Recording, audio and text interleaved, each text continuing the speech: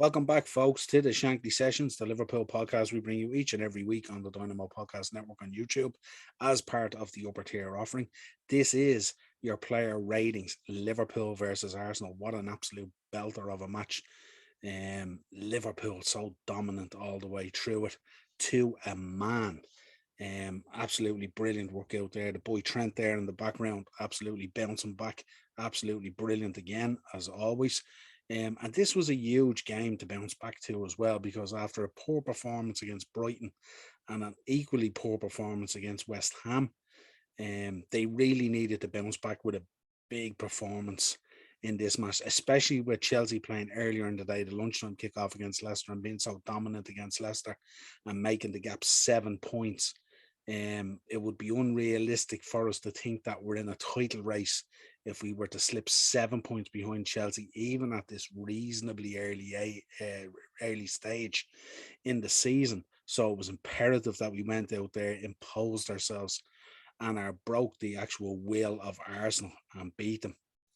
I have to say, I thought with Arsenal's form coming into the game and us on the back of two poor results as well, and then going off on an international break, I thought the match would be slightly closer than normal, but it kind of panned out in its usual way, the 4-0 or the usual 4-0s and 5-1s that we usually get. Goals, of course, from Mane, beautiful header, what a ball in from Trent, beautiful header.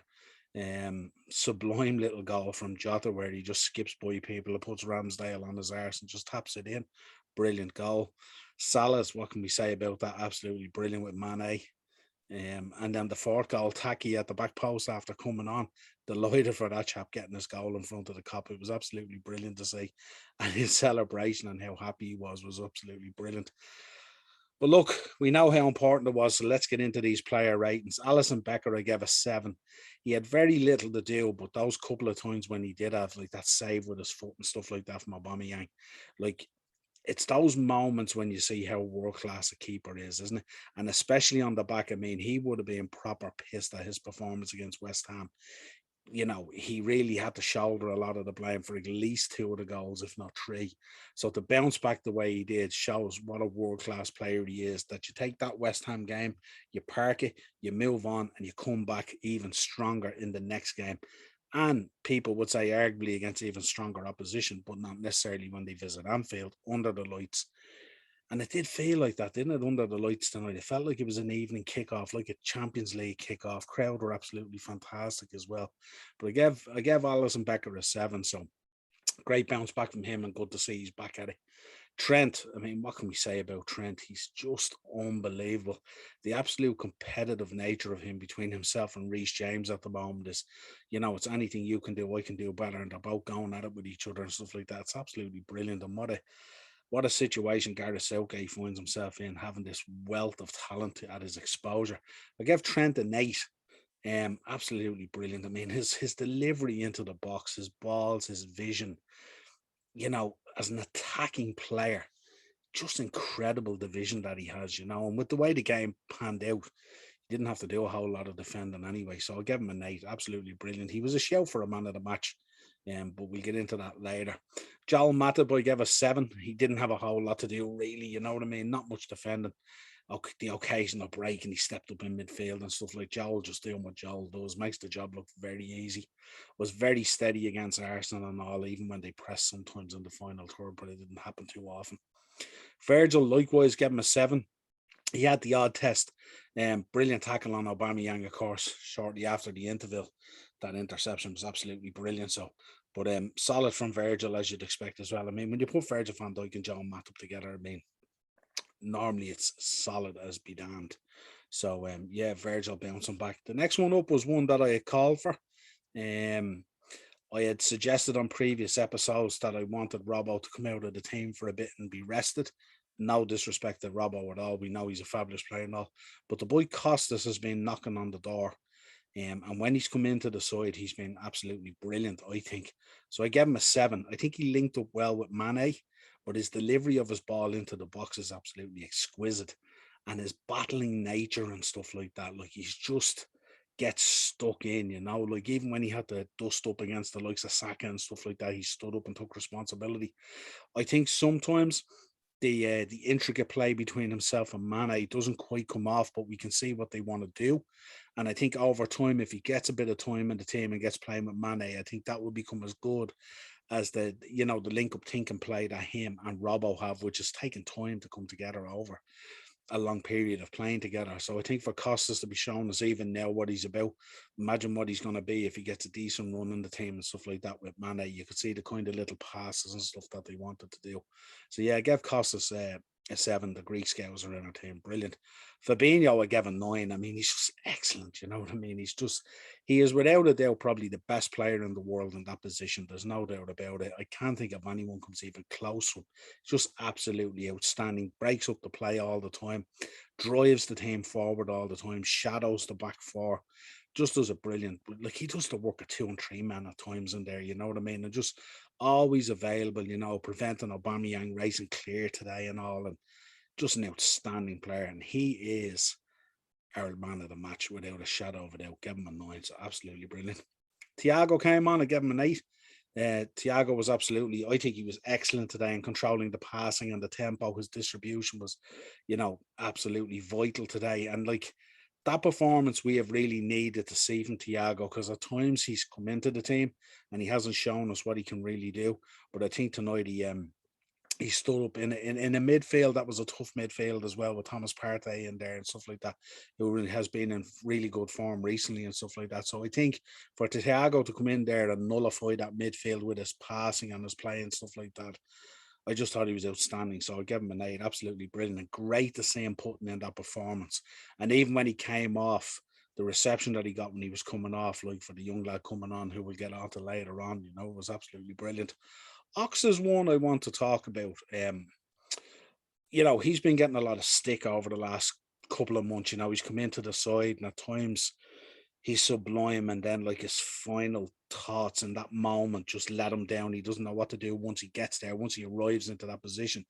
So I gave him an 8 today. I thought his driving runs against Arsenal really pushed him back, and he broke up a lot of play and harassed them in the moment and stuff like that and all. And he needed to put in a big performance as well, because he's being one that's kind of on the fringes and stuff like that. But he needs to lay down a marker if he wants to be part of the team on a consistent basis. I think he still could deliver a little bit more in the final third.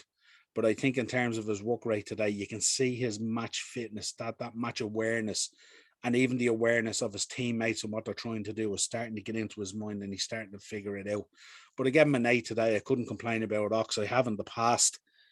The jury is still out really on whether he could be a proper starting 11. But I think today, he did really, really well. Mo Salah, I gave an 8. Delighted to see him back on the score sheet. But absolutely brilliant. But when you look at him, I mean, like he turned Gabriel and Tavares inside out today, absolutely, with the movement and stuff like that. And he's just, the one thing I've noticed about him is he's nearly celebrating his assists and that intricate play as much as he is his goals. And it's fantastic to see with him. It's a totally new dimension to Mo Salah that we're seeing this season, where he's constantly looking to try and play people in all the time. It's not necessarily pick up the ball and he's having to just shoulder the responsibility solely for scoring the goals. But he's now the man who's looking to put Jota in, or put Mane in, or intricate pass with Trent, or a pass into Jordan, or whatever it is. So he's always looking to put someone in as well, and it means as much to him as scoring. Obviously, he wants to win the Golden Boot, and that's without a shadow of a doubt. But this new dimension to his game that we're seeing, where he has an eye for the moment, is really, really cool to see. So give him an 8. Jota, I gave a 7 to. Took his goal lovely, of course, and stuff like that and all, you know what I mean? But really, really clever.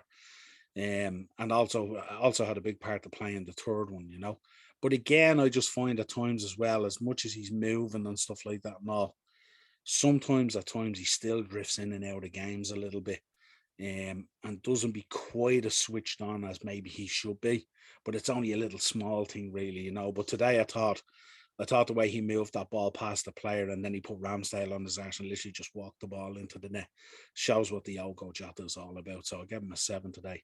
Sadio Mane, I gave an 8 to. I thought Sadio was excellent today. He was really targeted by Arsenal when you think about it. Tomiyasu there was like, they were having a right war with each other today. And both of them ending up on their backsides on numerous occasions, to the point where it caused a proper boil over between Arteta and Klopp. I thought it was going to absolutely lift off on the sideline this evening, but it didn't, thank God. They both got booked, obviously, but it was both managers were fighting in terms of the treatment of their players by each other's player and stuff like that and all. But Mane is he's just one of those again, isn't he? He just takes up the ball, and when he breaks, and the power and the pace, and Arsenal just couldn't live with him. They just didn't know what to do with him. And that's a case for a lot of teams he plays against. So it's no disrespect to Arsenal, But I gave him an 8 today, you know what I mean? Absolutely brilliant. That header that he took, I mean, you couldn't get a better cross onto a head. But, in recent times, he's been missing a couple of them.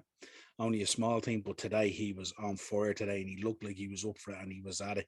And there was a kind of a nastiness to what he wanted to show as well. And I've often spoken on the show about that nastiness that I like to see in players. Like when Costas comes into the team, he shows that little bit of grit and nastiness that we want from our players. Jordan came on for Ox on 76, obviously helped to spark the fort with his first touch. Gave him a 7. You can't really judge him really on 14 minutes, really, but we always say if Jordan Henderson's in the side, we're a better side for it and stuff like that. So the captain came on and I was delighted he come on. Not much more to say.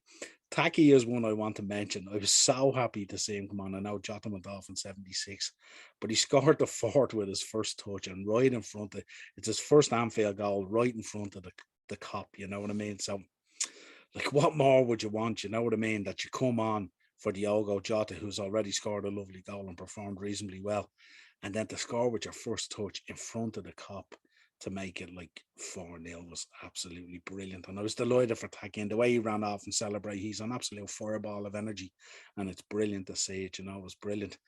This is one I wanted to speak about. Tyler Morton came on. Looks only like a young lad, like a fledgling, like a kid. But imagine how proud he must have felt standing on the sideline there with Klopp getting his moment and coming on. And the way Thiago went over and he embraced him. He said, "Go out there, kid," basically, and express yourself. It was just an unbelievable moment there, and these are the moments that as fans we live for, a young lad, you go back through the years, if you're as old as I am, and you remember Gerrard coming on and Carragher coming on, and these players, they get these moments, and Tyler Morton tonight must feel like $1,000,000 after coming on in a game like that. Okay, he only got 6, 7, 8 minutes or whatever it was, but it doesn't matter. Most of us guys that donate a left arm to get 2 minutes in that position, you know what I mean? So hats off to Tyler Morton, absolutely brilliant. And just fantastic, So yeah, this has been your player ratings. Brilliant day at the office. Always makes it easier for me doing the episodes when I'm doing player ratings when we win and win comfortably and win well and be so dominant against an Arsenal team, as I said already, that we're banging form and stuff like that.